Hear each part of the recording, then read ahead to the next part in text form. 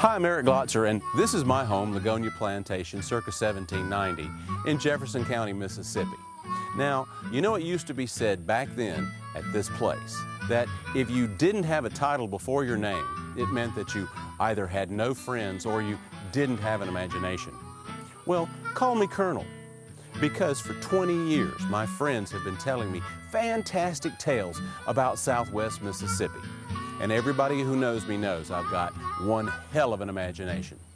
So I have dreamt up a little tour of my neighborhood I call Forgotten Mississippi. Jefferson County is the second county in the Mississippi District, and in 1802 it was divided into Jefferson and Claiborne Counties. It has been inhabited by Native Americans, French, British, Spanish, all before becoming part of the United States. For tens of thousands of years, it had been the center of culture, commerce, and transportation. But now, the ghosts of Southwest Mississippi have little to show for their effort, except the monuments they left behind. It seems that the history in this part of the world has never been PC. Ours is a tale like that of all tales of great classical civilizations, one basted in sorrow and misfortune, seasoned with lust and greed, and cooked over the open flame of war, with nothing left to show for itself but its monuments.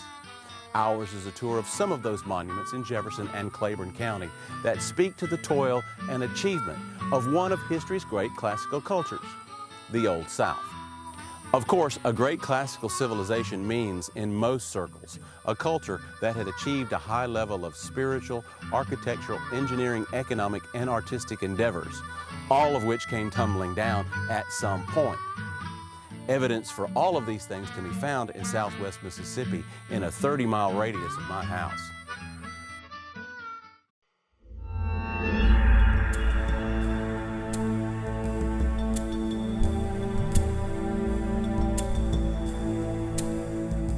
The prehistory of the lower Mississippi River Valley is that Southwest Mississippi and central Louisiana are the cradle of ancient civilization in the Americas. The earliest known and recorded acts of social stratification are the mounds along this part of the Mississippi. There are dozens and dozens, if not hundreds of them, on both sides of the river, and some of them are as old as 6,000 years. Archaeologists have only been investigating this culture in earnest for the last few decades at sites like the Grand Village of the Natchez Indians, Feltus Mounds in Churchill, and here at Emerald Mound on the Natchez Trace Parkway at the Jefferson-Adams County line. Their perspective is radically changing. It seems that everything they originally believed is probably wrong.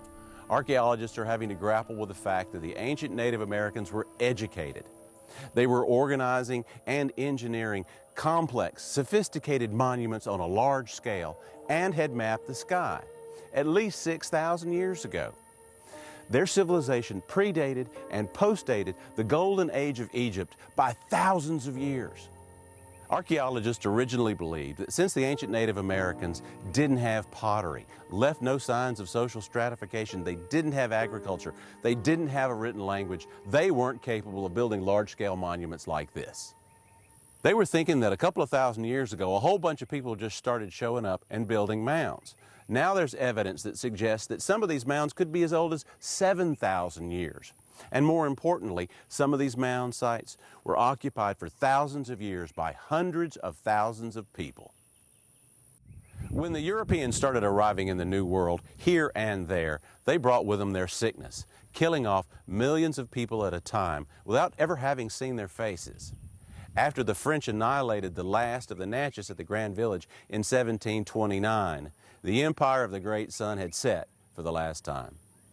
When the Europeans got to Southwest Mississippi, they found cleared land and home sites.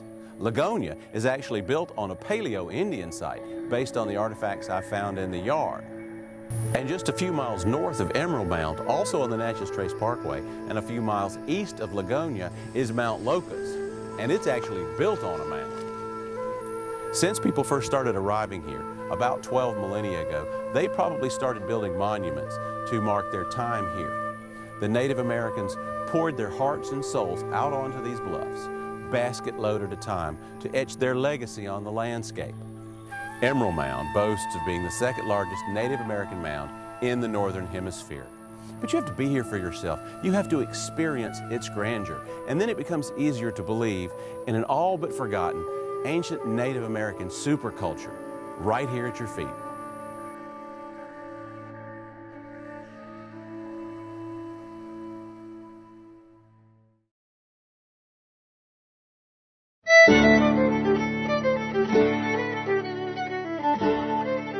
About a dozen miles or so up the highway from Emerald Mound is a stone monument to the early history of western Jefferson County. It was put there by the Daughters of the American Revolution in 1920. It commemorates the first time two European roads crossed in this part of the world. It's also one of the first markers of the Natchez Trace Parkway, but it was placed 18 years before the parkway was actually created. About 7 miles back toward Emerald Mound is Churchill, where my house Lagonia is located. Churchill is named for Christ Episcopal Church, which sits on top of a hill in the middle of town. Christ Church is the oldest Episcopal church family in the Mississippi Territory. And Lagonia, like most homes built by the early European pioneers, is built using French architecture with Spanish and British attributes. It's a virtual signpost of early American history. This area was originally claimed by the French, but in 1763, the British took control as part of what they got after their victory in the French and Indian War. In 1773, British subject Colonel Marston Greene moved here to what he called an uninhabited wilderness. The British formed two new colonies out of their spoils along the Mississippi River and the Gulf Coast, Florida and West Florida. These two colonies remained loyal to good King George, but were taken as spoils by the Spanish after the American Revolution. In 1787, the Spanish king decreed the creation of two new parishes in what was now called Spanish West Florida, formerly British West Florida. They were Natchez and Gayosa. Both were located at abandoned Native American river landings. And this was done to counter territorial incursions by the fledgling United States. Villa Gayosa was located at the Feltus Mound site. This was to become the capital of the new Spanish parish. We call this area Churchill today. In 1790, a man named Francisco Langolas was contracted to build Villa Gayosa on land previously held by the British subject Colonel Marston Greene. I believe Lagonia was probably part of that project. Colonel Greene's manor house, Springfield, also dates to around that time. Colonel Greene had known future U.S. President Andrew Jackson for some time before he showed up at Springfield with someone else's wife in tow, also in 1790. Among other historical notables who have passed through Churchill is Aaron Burr, whose lawyer, William B. Shields, lived at Rokeby Plantation and who is buried at the cemetery at Christ Church. Judge Shields helped keep Aaron Burr from a date with a gallows when he was arrested for treason against the United States, of which he was a former vice president. Burr was acquitted for lack of evidence. Burr was accused of trying to seize Spanish land to form his own empire. He was arrested in 1807, about the same time his fleet landed at Bruinsburg, which is the next river landing up between Villa Gayosa and Rodney. Bruinsburg is also where Andrew Jackson had a racetrack, a trading post, sold slaves, and lived with another man's wife. Andrew Jackson was implicated in the Burr plot, but was not charged. Maybe Villa Gayosa, or as we call it today, Churchill, was one of Burr's intended targets. It does seem that his friend Andrew Jackson's friend, Colonel Greene, was arrested also, but by the Spanish in 1792 for trying to take over Spanish West Florida. A historical side note, in 1810, the Greene/Burr plan to take over Spanish West Florida was actually put into effect in a town called St. Francisville, just south of Natchez. A man named Fulworth Skipwith, one of the architects of the Louisiana Purchase, and like Burr, a member of the Jefferson administration, gathered 75 men and they chased out 25 Spanish soldiers. They then declared independence for the Republic of West Florida, which lasted for about 90 days until Colonel Claiborne moved in with his 100 men and chased them out. Oddly enough, it was also in 1807 that Colonel Gillum Wood and other probable Tories traveled to the Churchill area. Colonel Wood bought the Lagonia land grant, hired an overseer, John Hines Coleman, from the Hines family, next door neighbors to the Greens at Springfield Plantation. He then went back to Maryland to gather his family and prepare for the move. He didn't return to Churchill with his family and like-minded neighbors from Maryland until 1811, bringing with them their Anglican faith. This is also the same year that General Claiborne finished clearing the old post road, what we now call the Natchez Trace Parkway, the former Animal Trail, Indian Roadway, First American Highway, and now Federal Park. Christ Church was built with locally made brick and cypress timbers from the landscape, and then covered with concrete and scored to look like stone blocks. The stained glass was imported from England, and the idea was to make it look like churches back in Merry Old. It is among the best examples of Gothic revival architecture in Mississippi. The congregation still meet once a month at 3 p.m. on the second Sunday to celebrate Holy Communion. And the love and the passion that went into building this monument can be felt in the surroundings and the services. The landing above Bruinsburg is Mississippi's most famous ghost town, Rodney. I had a friend that was born and raised down here, so I asked her, "What do you remember most about growing up in Rodney?" And she told me it was all the naked brown children playing in the front yard. To it I responded, "Yeah, that might be something that would stand out, a bunch of naked children playing in the yard." And she said, no, I didn't get it, because all the children used to run around naked back then. What stood out to her was the fact that she was 11 before she found out that nobody else could see them. Apparently, Rodney's history of hauntings goes way back. Rodney was an important river crossing to the Native Americans, and it was settled by the French in 1763.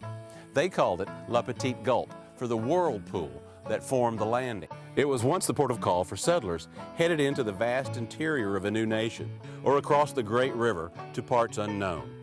The Spanish sold it in 1798 rather than have it seized by the United States, and in 1828 it was renamed for Judge Thomas Rodney, the first Chief Justice of the Mississippi Territory, appointed by none other than Thomas Jefferson.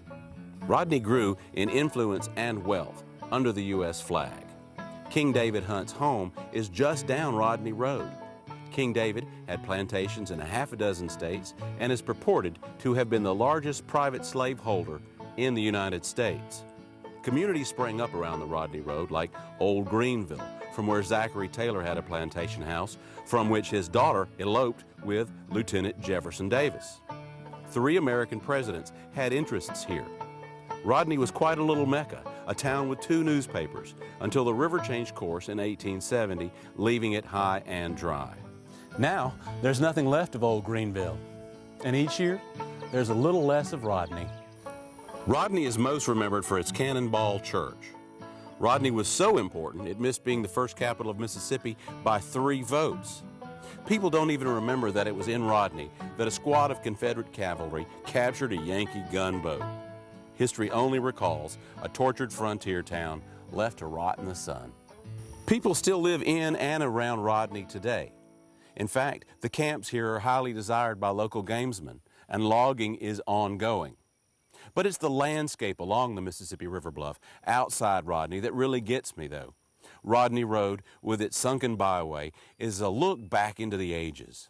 To think this is the way that Mississippi has looked for millennia. The way man's presence cuts great scars into the landscape, and the way the vegetation around here just gobbles everything up. Who knows what other monuments could be hiding just under the vines?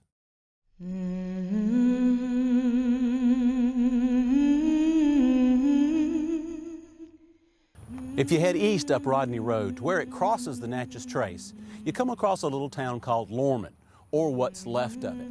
Lorman grew up around the Ross family plantations. About the same time Colonel Wood was buying and building Churchill. Captain Isaac Ross moved here in about 1808 to join his brother with his slaves and family from South Carolina. Rumor has it his neighbors back east were becoming more and more uncomfortable with the fact that his slaves were becoming more and more white.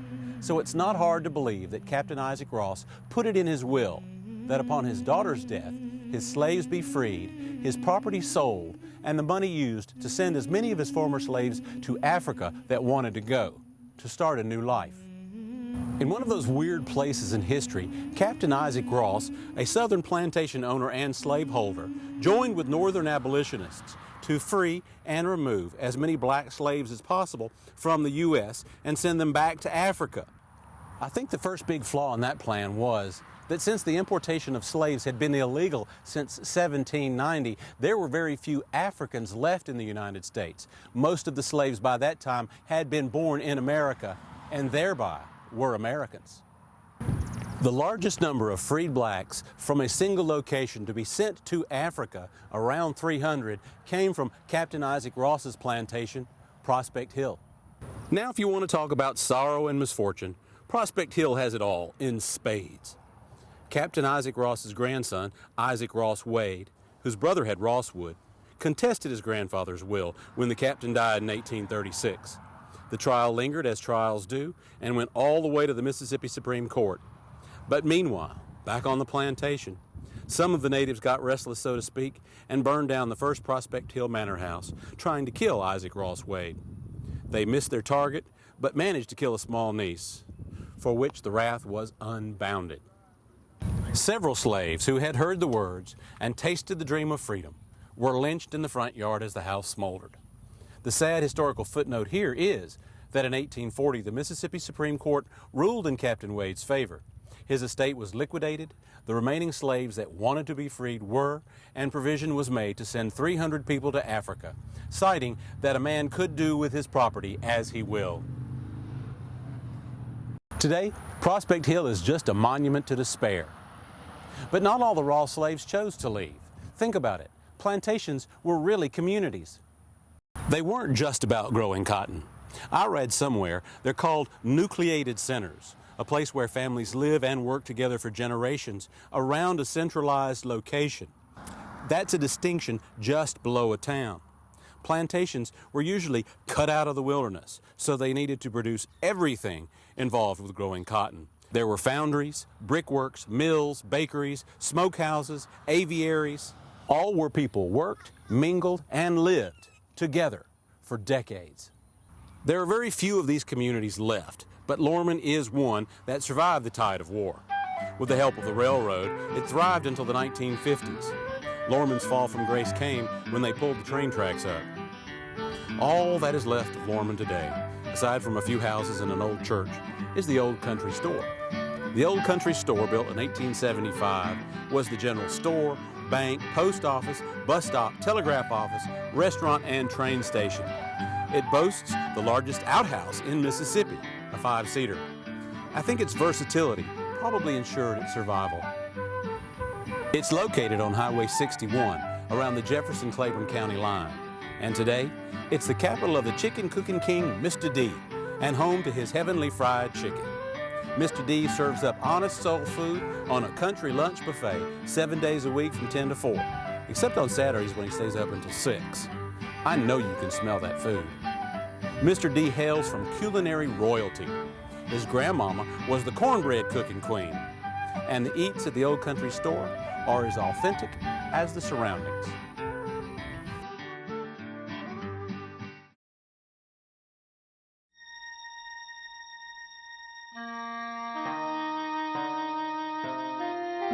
There is one other thing Lorman's known for.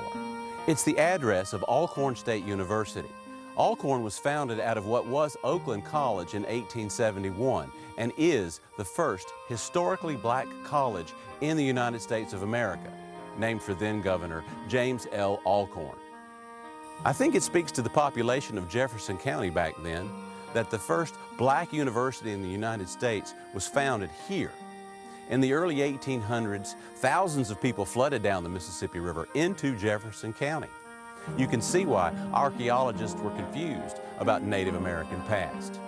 Dozens of rich white men came down from the north and the east with their armies of cheap black labor to seize their piece of America and pick money from the bushes that grew there naturally. The golden age of the Old South had arrived, and you could see it in its monuments. Right next to Alcorn is Cane Mount Plantation, one of the finest examples of Italianate architecture in Mississippi. Everything was done to perfection in the construction of this home, right down to the imported Italian marble fireplaces. Detail for the sake of detail, art for art's sake. The walls are 14-inch thick brick, slave-made, two-spec, on site. Currently under renovation, Cane Mount will open as a bed and breakfast and event center. To be in the presence of such grace and beauty is moving. Brandon Hall, about a mile from Emerald Mound, finished in 1856. Here sits the third largest private residence in Mississippi. Here you can see architectural influences from both the classical Greek and classical Roman civilizations. Now Brandon Hall, the picture of Old South charm, is an event center, bed and breakfast, and home. Brandon Hall is well versed in the lessons of survival. Windsor Ruins, Mississippi's most photographed monument, is the largest Greek Revival antebellum mansion ever built in Mississippi. Completed in 1861, the day the Civil War started. Ironic to think that this classical civilization's downfall began the same day one of its greatest monuments was ever complete. And even though Windsor survived the Civil War, as you can see, it did not survive stupidity. Destroyed by a careless smoker in 1890, Windsor was so extravagant it had indoor plumbing. It had cast iron balustrades. It had 4 cast iron stairways, one of which has been moved to Alcorn just a few miles back up the road, and it now serves Oakland Memorial Chapel. These columns are custom brick made and laid by slaves and covered with concrete, probably with help from the brick experts next door at Cane Mount. There's hardly anybody here now. The war destroyed everybody's life in the South. The whites lost their families, their home, and their property. The blacks were kicked out of their homes and given property but little else. I know here at Ligonia, the former slaves ended up purchasing most of the property in the 1880s. Down between Emerald Mound and Brandon Hall, in what used to be called Seltzertown, it was the site of the first public cotton gin in Mississippi. But people don't work together anymore around a nucleated center or a common cause. There used to be more than 30 communities in this part of Jefferson County alone. And that's the real lesson to be learned from the tale of the ancient civilizations of history. One that historians are quick to point out, and that is, we just don't seem to be capable of learning from our own mistakes.